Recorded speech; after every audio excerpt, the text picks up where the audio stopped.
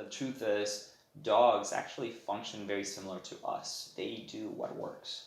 So what happens is if they are getting away with doing the bad behaviors or what we consider bad, because there's a clash between what we think is okay and what dogs think it's okay. For a dog, eating a dead squirrel on the road is fine. It's actually jackpot. For us, we're like, no, don't do that. What's wrong with you?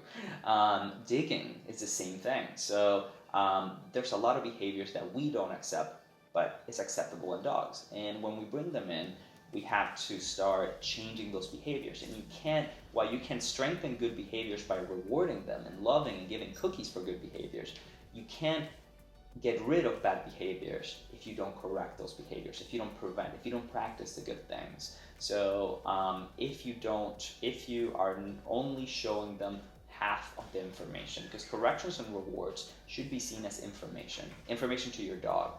Same as like if your dog bumped into a cactus, they're likely, that was information that if you get close to this plant, something uncomfortable happens. Or information if they get into the trash and get a steak. That is information that if you get into the trash, you're likely to get something really good. Mm-hmm. So dogs will just navigate their environment based on that information. So it's up to us, our responsibility as owners and trainers, to give the right information to our dogs so they can thrive as individuals, so they can learn how to hopefully navigate the environment in a safer way. One of the main reasons why I moved to the United States was because I wanted to be a vet. Because every time you see a kid that likes animals, your first response is like, you're gonna be a vet. And an uncle that had been talking to me about vet school at NC State. When I moved to North Carolina, I got a job at an animal clinic. Actually, the very first day that I got here, I got that job. So I was a full-time student and I was working full-time, and I would train dogs on the side. The truth is, the animal interaction that vets have is very short time compared to when you do a training session, for instance. You get a lot of interaction. I have the picture here. You see a dog and you see a good consequence and a bad consequence. And the dog is thinking about both.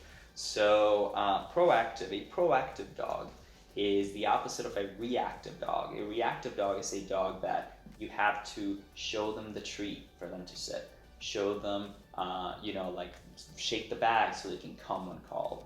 A proactive dog is a dog that is aware that if I do this, I might get something out of it. If I do this other behavior, like jump on the counter, there might be a correction. So then they start navigating through the environment, understanding the consequences. So that's a proactive dog. And you will see it all the time. You will see certain dogs that you've been practicing, giving them treats and rewarding them for getting on a bed, and then all of a sudden they start getting on the bed on their own without you bribing them.